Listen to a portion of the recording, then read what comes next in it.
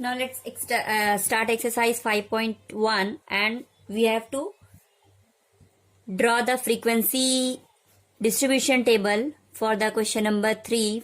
Weekly wages of 30 workers in a factory is given and we have to form the class intervals as 800 to 810, 810 to 820 and so on. So first of all we find what is the minimum observation and what is the maximum. So minimum observation in this data is 804 and maximum observation is 898.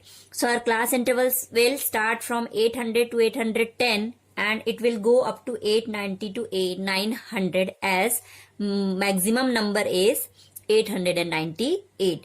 So as we know how to draw the tally marks and how we form the frequency distribution table. So in this session we will draw the histogram. We learn how to draw the histogram. So question number 4 for the same exercise 5.1 says draw a histogram for the frequency table made for the data in question number 3 and answer the following. So first of all, this is the frequency distribution table.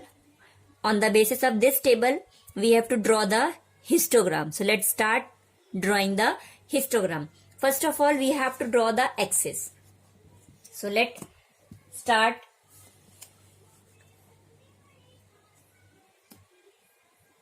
So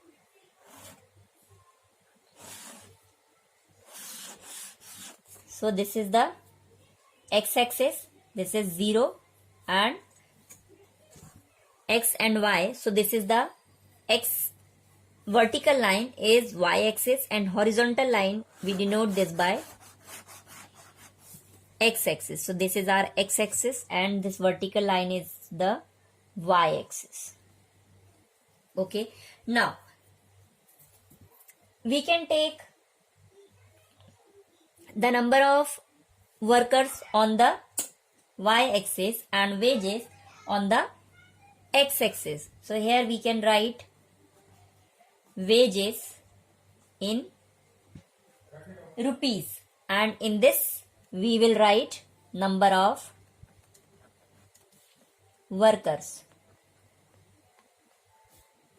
In this direction we are writing the number of workers. Now observe in this table about the frequency, it is 32195131114. That is the minimum number in this data a frequency is 1 and the maximum number is 9. So we will take the number of workers on the y-axis from 1 to 10. So let's take one box, that is 1, 2, 3, 4, 5, 6, 7, 8, 9 and 10. So after this we'll draw the class intervals for 800 to 810 as it is 0 is there. Now the first 1 centimeter distance shows 800. Second one is 810. Then next is 820. Next is 830. Then it is 840. Then it is 850. 860. Then next 870. 880, 890 and last one is 900. Okay. So remember on the y-axis we have shown the number of workers. On the x-axis we are showing wages in rupees and on the x-axis there is the class intervals and on the y-axis there is the frequency. In terms of also we can write frequency and this is the class interval. Now again take the table 800 to 810 number of workers in this group is 3. So our rectangle for this will go up to the height 3. So 800 to 810 10, the number of workers are 3. Now first thing we will draw this. Now our class intervals are starting from 800, 810, 820. Here from 0 to 800 there is a gap of 800, and then next box is showing 810. That means the class size of this on the x-axis is same, but for the first from 0 to 800 there is the class size is different. So that means we are not having the size of the class is same on the x-axis. For this we will do, as we don't need from 0 to 800, from 0 to 800 we don't need the class intervals from 0 to 800, so we draw a zigzag line. This is jagged line, this is known as jagged line.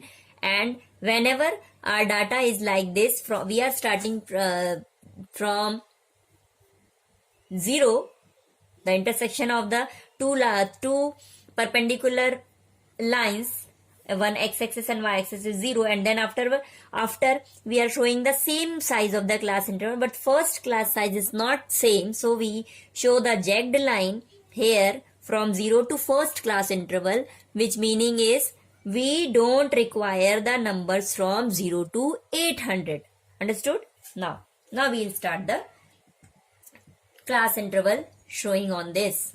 So as 800 to 810 there are 3 workers, so our rectangle will go up to the height 3.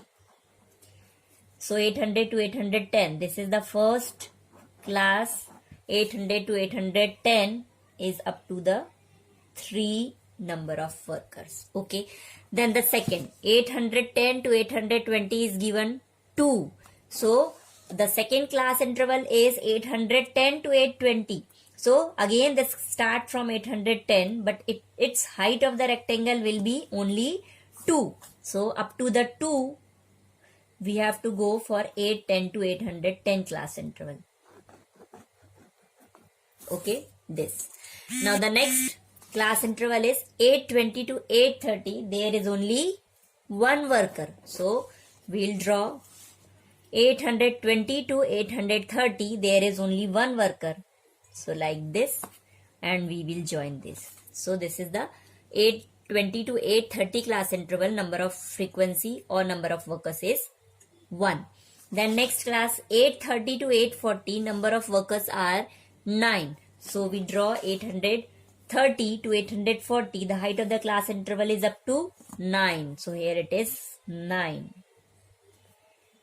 There is 9. So 800 to 810, it is 9.